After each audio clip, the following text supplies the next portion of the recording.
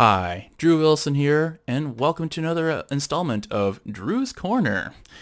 As you know, Bill C-18 has passed. Not the outcome I was hoping for, but it is what it is. It is now known as the Online News Act. Now, critics like myself have been predicting that the platforms would leave, and all indications conclude that we were all bang on correct on those predictions. Both Meta and Google said that they were dropping news links and anything else that is scoped into the bill. Now, one aspect of this legislation is that there will be time before the bill comes into force. The government said that the bill will come into force 180 days after the bill receives royal assent. That date being June 22nd of this year. So by my calculations, that puts the latest date this bill will come into force at December 19th. So right before Christmas. What a great Christmas present. So somewhere between now and December 19th is when the big switch gets pulled and news links get blocked. Unless something totally unexpected happens and that changes pretty much everything. Not likely going to happen. So how will Google carry out their news links block? Well, they released a statement, and in it basically in part says the following. Bill C-18 has become law and remains unworkable. The government has not given us reason to believe that the regulatory process will be able to resolve structural issues with the legislation.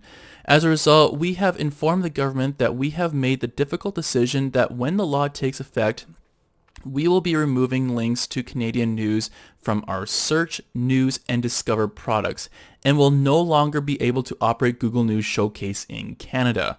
Read our blog and consult our FAQ to learn more. Now, this is quite scary stuff for anyone building a personal website, or like any website in general, really. Getting knocked out of Discover features, Google News, and Search basically wipes you out of Google services, which for a lot of websites out there, that is an extremely devastating thing to have happen. Like, you basically lose your traffic for the most part, like a good portion of it at least. So there's also Google News Showcase that is affected, but no one really uses that anyway. I mean, who uses Google News Showcase to find news anyway? I don't know. So you might be wondering where I stand in all of this. Well, I pretty much stand where a lot of other really small news websites stands here. So the FAQ is actually very useful on this.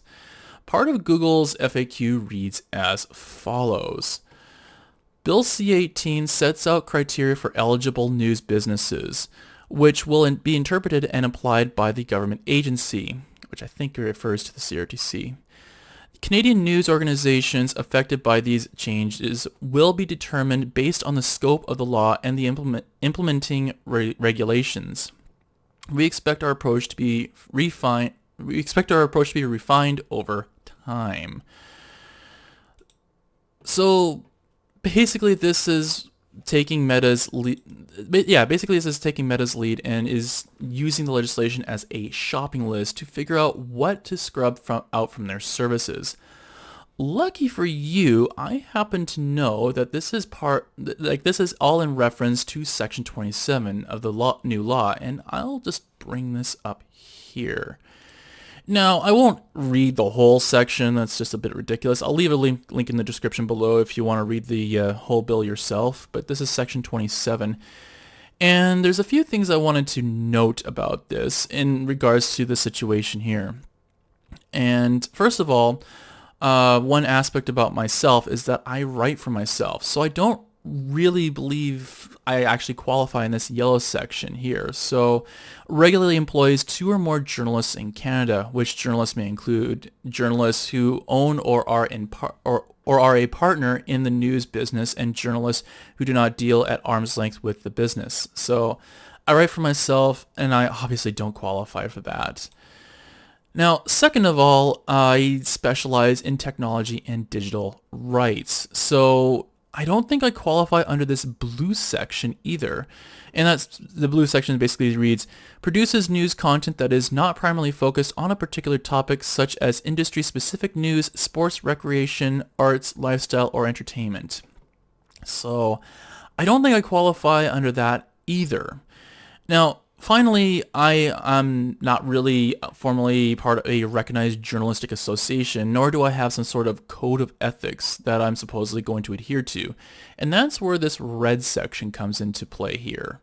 So, is either a member of a recognized journalistic association and follows the code of ethics of a recognized journalistic association, or has its own code of ethics whose standards of professional conduct require adherence to the recognized processes and principles of the journalism profession, including fairness, blah, blah, blah, blah, blah, blah. So, yeah. Any one of those, because you notice that it was basically a list of this, and this. You have to have all those satisfied in order to qualify. So any one of those can disqualify me as a eligible news organization. And basically, because I'm discounted in 3 separate ways, I'm actually fairly protected. Even if I, someday hire numerous journalists, I'm still not scoped in thanks to the other 2 parts of the bill. Now, what does that mean exactly? Well, from my perspective, it looks like I won't have my content blocked on platforms after all, because if I'm not an eligible news organization, there's no reason to block me. I know it's kind of weird that I'm not a part of, have a code of ethics or follow ethical codes or whatever, and somehow that's a really good thing for me.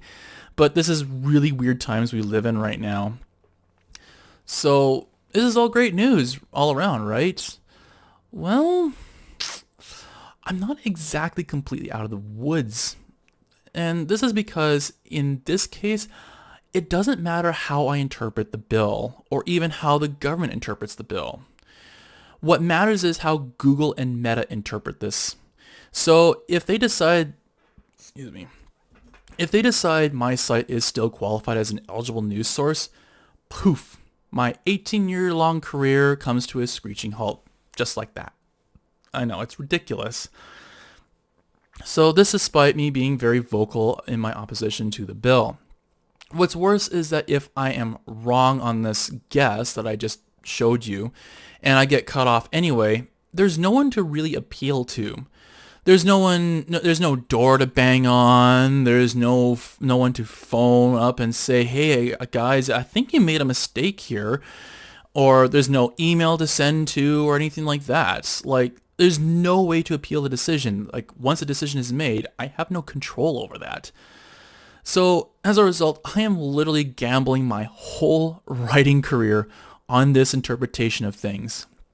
There's no way for me to know if I'm 100% right on this, but I intend on using this and continuing on with less stress, because I can't stress about this every day, and I'll just use this as I think I'm not qualified kind of thing. But, if I'm wrong, well, looks like I'll be looking for a new career in about 6 months' time, maybe 5 months now. It's been a while now. But, only time will tell. So that's pretty much what I wanted to go over. Hopefully you kind of got some ideas too, because if you're a small news website as well, maybe you got some ideas out of this and maybe some interesting thoughts or insights on this, because I've been pretty much studying this ever since this bill was talked about, let alone tabled, and that's what I kind of came up with. And yeah, it's an amateurish, legal interpretation, but hey, feel free to correct me and say I'm totally wrong on this and I will be scoped in. I don't know. Anyway, if you like this video and you want to support this channel, there are plenty of ways you can do that. You can drop us a like, let us know, hey, you're doing a great job, keep up the good work.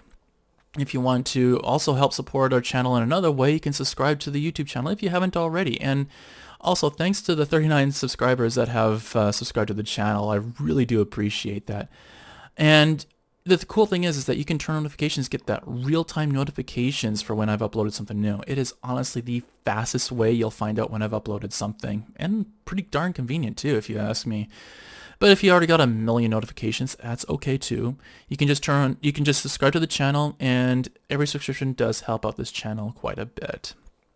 And another way you can support us, again for free, you can check out our website, freeznet.ca, and you can get all the latest in news, music reviews, video game reviews. We even have a full-fledged wiki, so you can actually explore music yourself. So that's pretty cool, right? So if you want to more directly support this channel, there's also a few ways you can do that as well. You can check out our Patreon page, patreon.com/freezenet. You can get all sorts of insider information. You can get early access to our podcast and a whole lot more. So patreon.com/freezenet. But if subscriptions aren't your thing and you just don't want that kind of commitment, that's okay too. We also have a coffee page, coffee.com/freezenet. You can drop us a one-time donation. It will make sure every dollar does count. It'll go towards this YouTube channel, the website, and even our podcast. So we'll make sure every dollar does count. So I guess that is all for now. And until next time, keep it cool.